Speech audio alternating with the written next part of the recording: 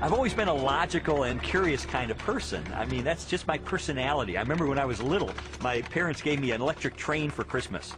And then a couple hours later, my dad finds me in the garage, and I'm throwing the locomotive against the cement floor, trying to break it open. He said, "What are you doing?" And I said, "Well, I'm just trying to figure out how it works." I mean, my parents, because of all the why questions I would ask, finally went out and said, "Here," and they bought me an encyclopedia and said, "Look, the answers are in there. Go look for them. Go find them yourself."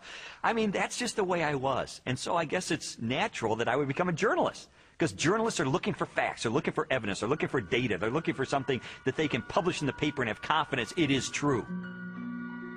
Lee Strobel earned a Master of Studies in Law degree from Yale Law School and is the former legal editor of the Chicago Tribune. He is the best-selling author of several books that explore the evidence for the Christian faith. I guess given my curiosity, it's not surprising that when I was in high school, science was my favorite topic, because there the teachers actually encouraged me to like cut open frogs and find out how things work, which I thought was great. When I was a teenager, I had this deep trust in science, and I think part of it was prompted by the fact that I grew up in post-Sputnik America, where Eisenhower encouraged all young people to delve into science so we could catch up with the Russians. So to me, science sort of represented the empirical, the hard facts, the things that could be proven experimentally, and that was sort of the way in which I looked at life. I thought people who had faith, people who believed in supernatural things like God, I saw that as a sign of weakness, because, you know, do you have any data to back that up? In the autumn of 1966, Strobel's interest in science led to a life-changing decision.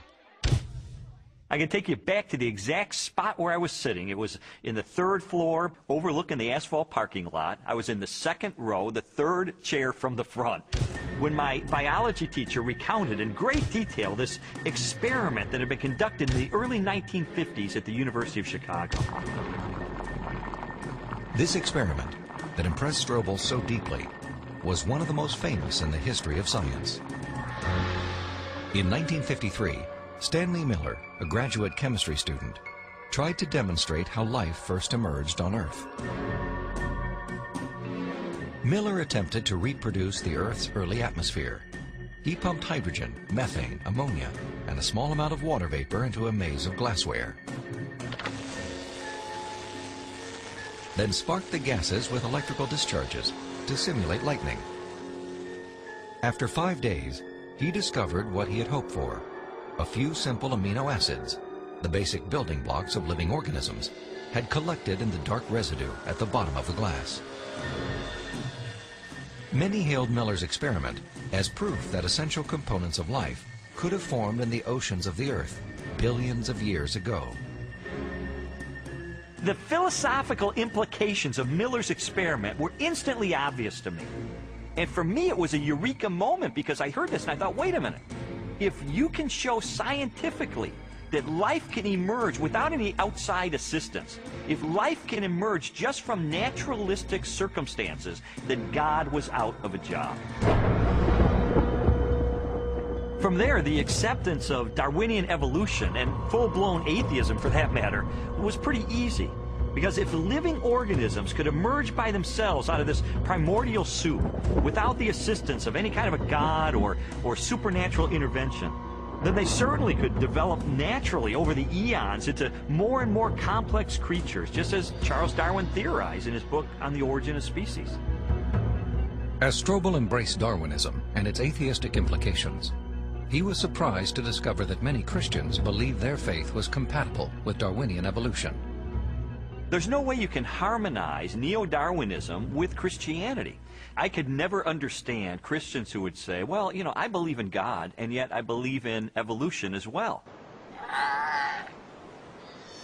You see, Darwin's ideas about the development of life led to his theory that modern science now generally defines as an undirected process, completely devoid of any purpose or plan.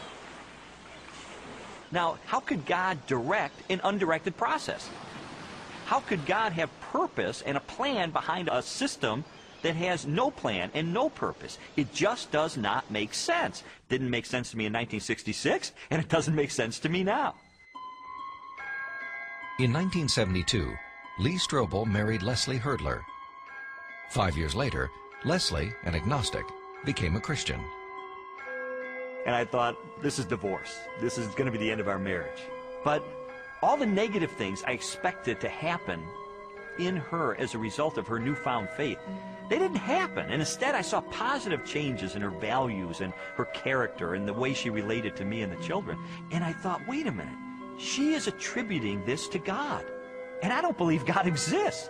And so that was the main thing that prompted me to say, maybe I need to really investigate this and get to the bottom of this and determine, is there really any rational way I could ever believe that this kind of a God really exists and really causes this kind of transformation in a human being? And so I decided to use my legal training and journalism training, my scientific curiosity, to systematically investigate, is there any credibility to the Christian faith? Because science had played such an instrumental role in his turn to atheism, Strobel embarked on an investigation of major discoveries in biology, chemistry, cosmology, and physics. His studies spanned more than 20 years and included interviews with scientists and scholars as he sought to determine for himself what these discoveries implied about the reality of a creator. Throughout his inquiry, one question remained constant. Does the evidence uncovered by contemporary science point us toward or away from the existence of God? Two-time Nobel Prize winner Linus Pauling once said that science should be the search for truth. And that's what I wanted to do. I didn't know where the evidence was ultimately going to take me, but I really did want to know the truth about God. And what I found shocked me, and it stunned me.